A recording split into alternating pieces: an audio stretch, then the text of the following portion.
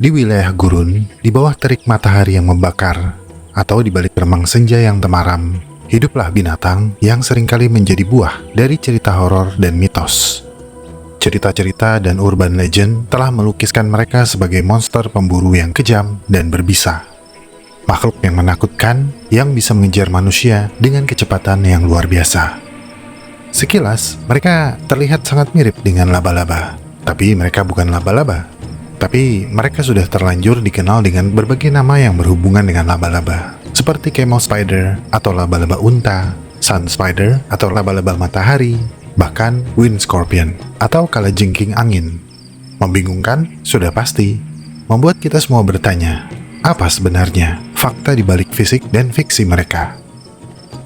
Dalam video kali ini, kita akan menyingkap tabir misteri yang menyelimuti binatang yang terlihat menakutkan ini. Ini adalah Solifugi.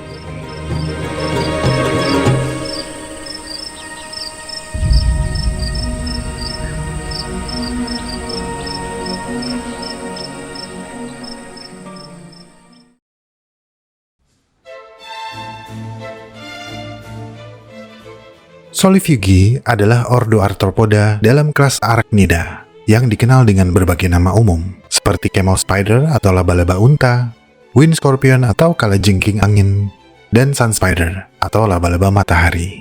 Ordo ini mencakup lebih dari 1000 spesies yang telah dideskripsikan dari sekitar 147 hingga 153 genus. Meskipun namanya mengandung laba-laba atau kalajengking, Solifugi bukanlah laba-laba sejati dari ordo Araneae maupun kalajengking sejati dari ordo Scorpiones. Solifugi adalah kelompok arachnida yang berbeda dan unik. Nama Solifugi berasal dari kata dalam bahasa Latin sol, yang berarti matahari, dan fugere, yang berarti melarikan diri. Jika digabungkan menjadi mereka yang lari dari matahari. Mengacu pada perilaku mereka yang seringkali nokturnal dan sangat menghindari terik matahari. Nama-nama umum lainnya seperti wind spider atau kalajengking angin dan sun spider atau laba-laba matahari juga merujuk pada kecepatan dan preferensi habitat mereka. Menurut catatan fosil Solifugi yang langka, keberadaan mereka telah didokumentasikan sejak akhir periode karbon. Hal ini menunjukkan bahwa mereka adalah kelompok arachnida yang relatif purba. Tapi karena banyak aspek biologi Solifugi yang masih kurang dipelajari, posisi filogenetik Solifugi dalam kelompok arachnida masih menjadi subjek penelitian. Tetapi di dalam kelas arachnida, mereka dikelompokkan dalam kelompoknya sendiri, yaitu ordo Solifugi. Bukan ordo Araneae yang beranggotakan sebagian besar laba-laba sejati. Tapi seperti laba-laba, tubuh Solifugi terdiri dari 2 tak mata atau bagian tubuh utama. Yang pertama adalah prosoma atau bagian depan yang merupakan gabungan kepala dan toraks di mana terdapat sepasang chelicerae yang sangat besar dan menonjol. Chelicerae ini berperan sebagai rahang yang sangat kuat. Masing-masing terdiri dari 2 segmen yang berfungsi seperti capit yang tajam. Beberapa spesies menggunakan chelicerae ini untuk menghasilkan suara atau stridulasi.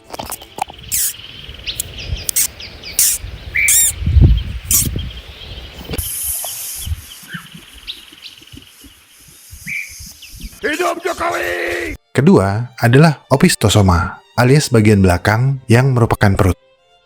Berbeda dengan laba-laba, Solifugi tidak memiliki spinneret atau organ pemintal sutra, ataupun tak mata ketiga yang membentuk ekor yang berujung sengat, seperti pada kalajengking.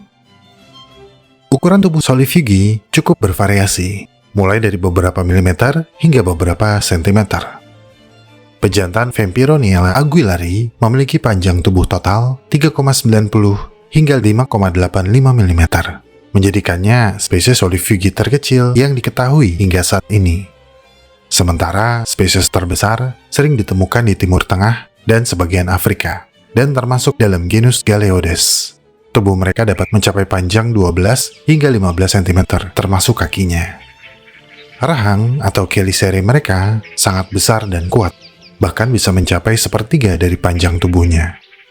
Ukuran dan kekuatan rahang inilah yang seringkali memicu cerita-cerita horor yang mengatakan kalau mereka sangat berbahaya bagi manusia. Kemudian, berbeda dengan banyak laba-laba yang memiliki 8 mata, solifugi memiliki sepasang mata sentral besar yang disebut median ocelli. Kedua mata ini terletak sangat dekat di bagian depan cephalothorax mereka dan memiliki struktur mangkuk pigmen yang ditutupi oleh lensa luar berkubah dari eksoskeleton mereka. Median ocelli ini lebih dari sekedar mata sederhana, dengan struktur kompleks yang mencakup lensa luar berbentuk kubah dan retina bertingkat. Beberapa spesies juga memiliki sepasang mata lateral kecil yang vestigial atau tidak berfungsi.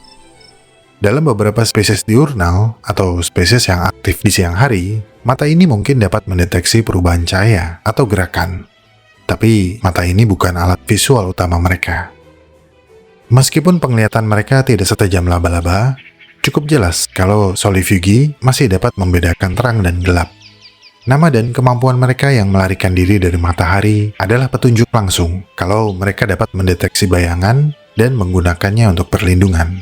Nah, perilaku mengejar bayangan ini jugalah yang memunculkan mitos bahwa mereka akan mengejar manusia, padahal mereka cuma mengejar bayangan manusia.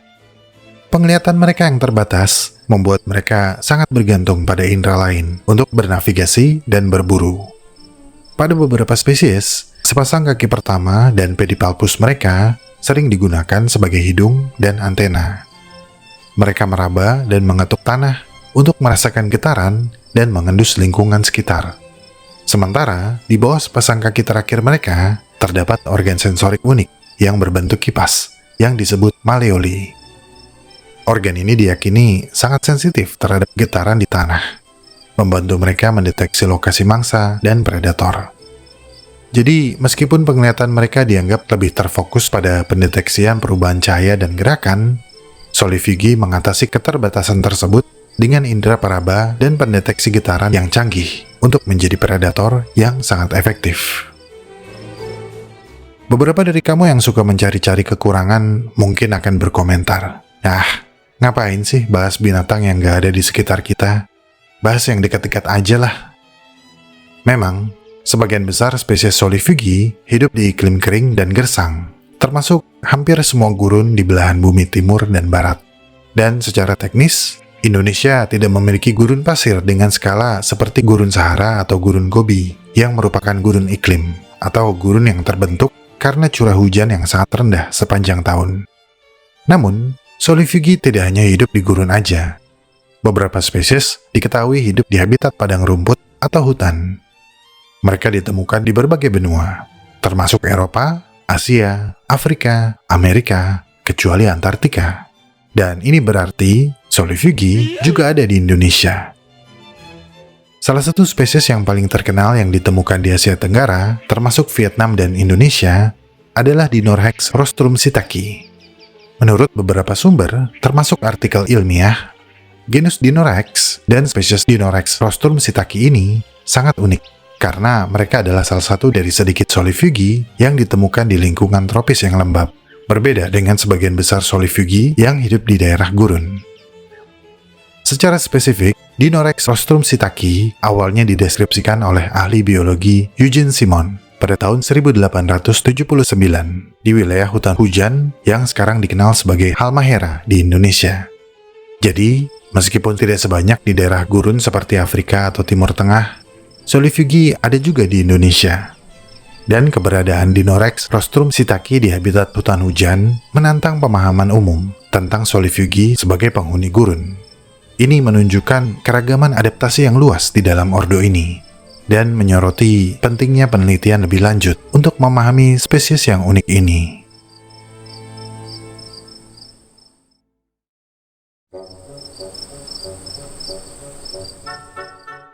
Salah satu mitos umum tentang solifugi adalah bahwa mereka agresif mengejar dan berbisa, menjadikannya berbahaya bagi manusia. Tapi ini adalah kesalahpahaman yang sudah terlanjur beredar luas, karena solifugi pada umumnya tidak berbisa. Mereka tidak memiliki taring dengan kelenjar bisa seperti laba-laba, atau ekor dengan penyengat seperti kalajengking. Gigitan mereka memang sangat menyakitkan karena rahangnya yang super kuat. Tapi ini lebih mendingan karena hanya memunculkan cedera fisik tanpa efek bisa seperti laba-laba dan kalajengking. Namun, ada referensi yang menyebutkan kalau kemungkinan ada satu spesies di India yang memiliki kelenjar bisa, yaitu Indian Sun Spider atau Rhagodima nigroscincta. Tapi ini masih desas-desus dan butuh pembuktian lebih akurat. Tapi tanpa bisa pun, mereka adalah predator yang terkenal karena kecepatan, rahangnya yang besar dan kuat, serta perilakunya yang agresif. Solifugi adalah pemburu aktif yang dikenal sangat cepat.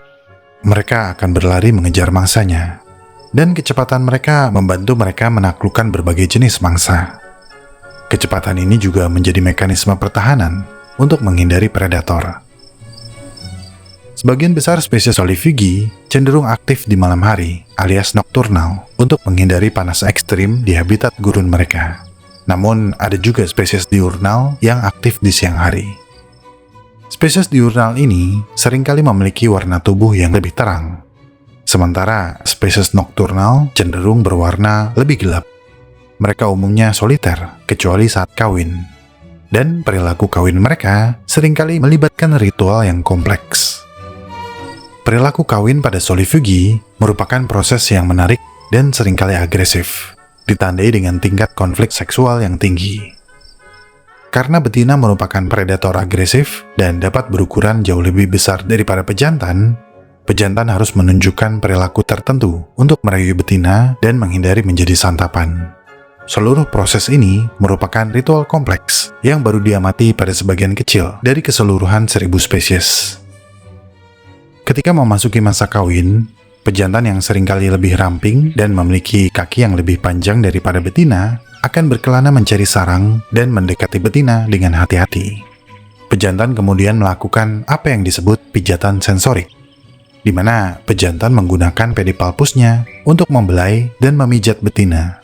Ini merupakan bagian penting dari proses perkawinan, karena diyakini dapat menyebabkan betina memasuki kondisi mati suri atau torpor. Jika betina reseptif, ia akan diam dan menjadi lemas. Kondisi ini sangat penting untuk kelangsungan hidup pejantan, karena betina yang tidak reseptif dapat kapan saja menyerang dan memakannya. Terkadang, pejantan juga menggigit lembut menggunakan keliserenya, yang pada beberapa spesies juga dapat memicu keadaan tidak aktif pada betina. Kemudian, dengan betina yang sekarang tidak bergerak, pejantan menggunakan keliserenya untuk mencengkram tubuh betina, membalikkan tubuhnya ke samping atau terlentang, memposisikan tubuh sang betina sehingga pejantan dapat mengakses gonopor betina untuk mentransfer sperma. Nah, transfer sperma pada Solifugi juga terbilang unik jika dibandingkan dengan Arachnida lainnya. Pertama-tama, pejantan meletakkan bola sperma yang disebut spermatofor ke tanah. Ia kemudian mengangkat spermatofor dengan keliserenya dan dengan sangat hati-hati memasukkannya ke dalam gonopor betina.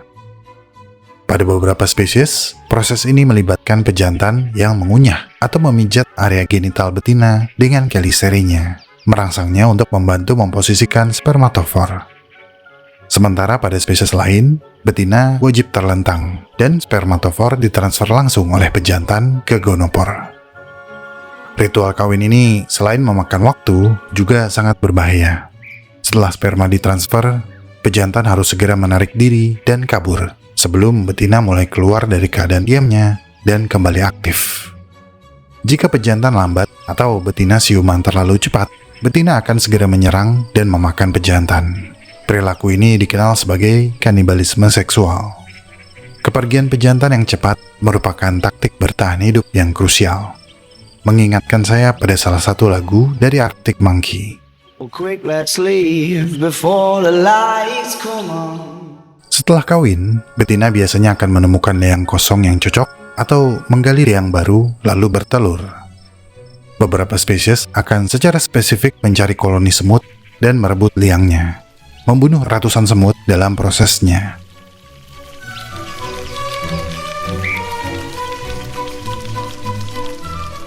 Tergantung spesies, jumlah telur dapat mencapai 50 hingga 200 butir. Betina akan menjaga telur mereka hingga menetas, dan tetap menjaga anak-anaknya hingga mereka siap keluar dari liang setelah molting pertama. anak-anak Solifigi mencapai kematangan seksual setelah melalui sekitar 9 hingga 10 tahap nimfa atau instar.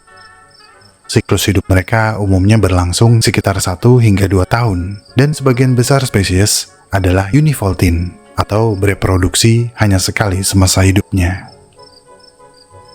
Begitu keluar dari liang, Solifigi muda harus segera mencari makan.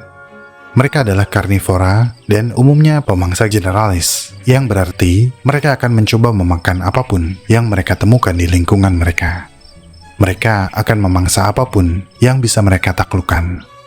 Sebagian besar diet Solifigi adalah serangga, namun mereka juga memangsa arthropoda lain seperti laba-laba, kalajengking, kelabang, dan bahkan sesama Solifigi. Sementara, spesies yang lebih besar mampu memangsa vertebrata kecil, seperti kadal, tikus kecil, dan bahkan burung. Rahang mereka yang kuat memungkinkan mereka memotong kulit, menembus bulu, dan bahkan memotek tulang tipis. Solifigi menggunakan pedipalpus sebagai organ sensorik untuk mendeteksi mangsa dan lingkungan di sekitar mereka. Pedipalpus pada beberapa spesies sangat panjang, dipenuhi rambut halus atau setae, dan dilengkapi dengan struktur seperti mangkuk hisap di ujungnya untuk memudahkannya menangkap mangsa. Setelah menemukan mangsa, mereka menggunakan pedipalpus mereka yang memiliki sartorial organ atau organ pengisap di ujungnya untuk menempel dan menahan mangsanya. Lalu dengan chelicerae atau rahangnya yang besar, Solifigi akan mencabik-cabik dan menghancurkan tubuh mangsanya. Seperti kebanyakan arachnida, Solifigi juga menyuntikkan enzim pencerna ke dalam tubuh mangsanya untuk mencairkan jaringan dalam tubuhnya, lalu menyeruputnya. Fleksibilitas abdomen mereka yang tinggi memungkinkan Solifigi mengkonsumsi makanan dalam jumlah yang besar. Dan karena mereka memiliki tingkat metabolisme yang relatif tinggi, mereka harus menjadi predator yang rakus. Di habitat alaminya, Solifigi adalah mesin yang akan dengan cepat melahap apapun yang dapat mereka taklukkan. Dan kemampuan mereka untuk melahap makanan dalam jumlah besar sekaligus membantu mereka bertahan hidup di lingkungan gersang yang tidak selalu menjamin ketersediaan makanan.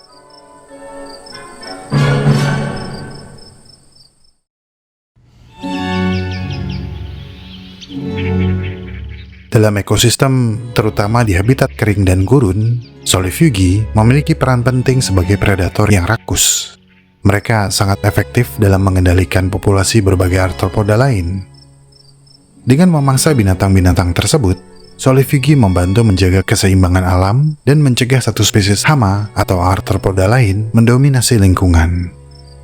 Dalam rantai makanan, Solifigi juga akan menjadi mangsa bagi binatang yang lebih besar, seperti burung hantu, ular, atau mamalia kecil. Dengan demikian, keberadaan mereka secara langsung berkontribusi pada kesehatan ekosistem secara keseluruhan. Sementara, hubungan Solifigi dengan manusia sebagian besar didominasi oleh mitos dan cerita yang dilebih-lebihkan. Mereka sering menjadi subjek cerita urban yang melebih-lebihkan ukuran, kecepatan, perilaku, nafsu makan, dan kemampuan membunuhnya. Tapi faktanya, jika tidak diganggu, mereka tidak berbahaya bagi manusia. Kalaupun mereka menggigit, gigitan tersebut tidak berbisa dan biasanya hanya menyebabkan rasa sakit dan daging yang terkoyak. Di beberapa daerah, terutama di lingkungan gurun, Solifigi dapat dianggap sebagai hama karena ukurannya yang besar dan penampilannya yang menakutkan. Mereka kerap dibunuh jika terlihat merayap menjelajahi ruangan di suatu rumah.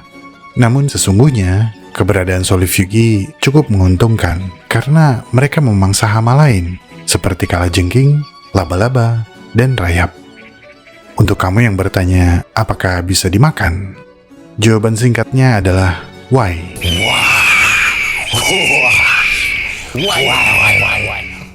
Pencarian saya tidak menemukan adanya informasi yang luas atau praktek umum yang menunjukkan bahwa Solifigi adalah sumber nutrisi bagi manusia.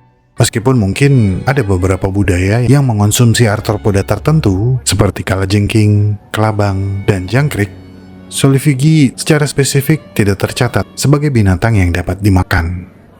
Mengingat ukuran mereka yang bervariasi dan perilaku predator mereka, serta kurangnya nilai gizi yang signifikan, tidak ada alasan kuat untuk memakan Solifugi. Tapi ada satu orang yang saya tahu yang pernah memakan Solifugi. Watch out for him. This is a little camel spider. Is edible. And actually, God, look at that. That's just soft. It's going to be good. Bit of protein and energy.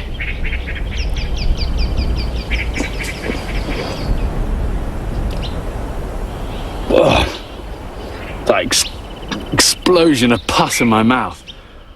Anyway, fokus utama interaksi manusia dengan Solifugi lebih pada miskonsepsi dan peran ekologis mereka. Dari perspektif yang berbeda, banyak manusia yang diketahui memelihara Solifugi. Namun, memelihara Solifugi sebagai hewan peliharaan adalah hal yang sulit dan tidak disarankan untuk pemula. Karena mereka terkenal agresif, sulit dirawat dengan baik, dan umurnya yang cenderung pendek. Sifat mereka yang mudah stres dan kebutuhan lingkungan yang rumit membuat mereka sulit bertahan lama. Butuh persiapan khusus, komitmen, dan pemahaman mendalam tentang kebutuhan unik mereka.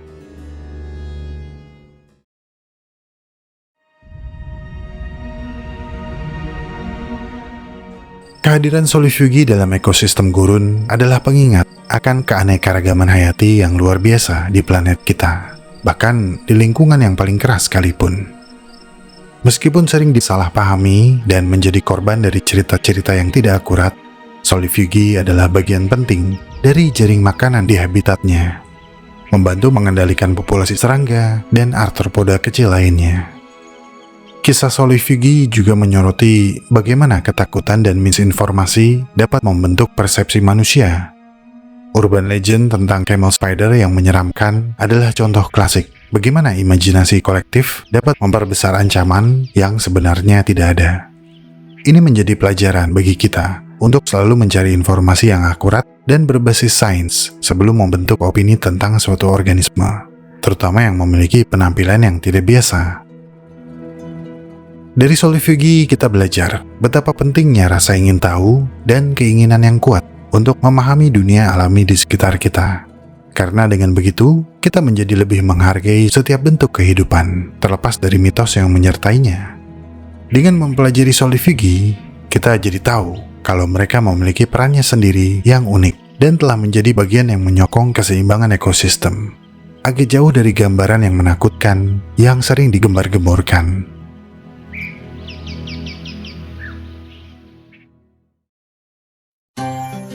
Pendanaan Alam Semenit sebagian berasal dari dukungan para donatur di Saweria, Yanto Libe Ivana, M. Abdul Aziz, Love Andrea RS, Cak Luki, Ilkai Rumi Al-Malik, Istana Kado Limpung, Pamungkas Love Ucik, Kaldu Rasa Jamur, Alfi Nabilah Sayangku, Alfi Nabilah Sayangku, Huan 9X, S. Widodo 17, Bilu Cayang Pinky, Pinky juga Cayang Bilu, Ibub Sosok Tercayangnya Ayang, Murphy Clothing, Muaro Body, Furina dan Ichigo, Snoopy, Ida Joanna, Ngopi Bang, Jeronimo Stilton, Trapola Stilton, Thea Stilton, Benjamin Stilton, Pinky Pix, I love you Dinda sayang, Dinda SEG maaf ye buat kamu sedih, Soran Ibrahim, Musor Overstage, Soran Ibrahim, Apotek Taman 1000 Lampu Cepu, We Can Do It 16M, We Can Do It 16M, Toko Delinggu Karanggupito, Trio _ KSW, Zahra Sayang James, Zeta Gundam, Sylvia Saweria, Barama Jenun, Arnold Schwardiningrat, Anak Kecil Keterajang Kereta, Tukui dan Ama, Yanto Libe Ivana, Apa Sih Yang Tidak Kita Makan, Wutsituya, Wetri, Aorta Suami Sah Yukari, Yukari Istri Sah Aorta, Dasby, Trot Band Metal, Kucing Bersin 5, Raimo Shop Probolinggo, WKWKWK, Nagiin Mancing Mulu si Riyad, Gas Mancing Galian Bitung, Abiyu dan Riyad, Geng Recox Anjoy. Bang ini buat ngopi dari Hamtachi, ini buat gorengannya juga bang. Hamtachi Hamster Tangerang Cikupa, Hamtachi Pet House and Farm, Neil, Agatha Isaac, Hans Kucing, dan Chandra Saleh dan Juragan Muntois.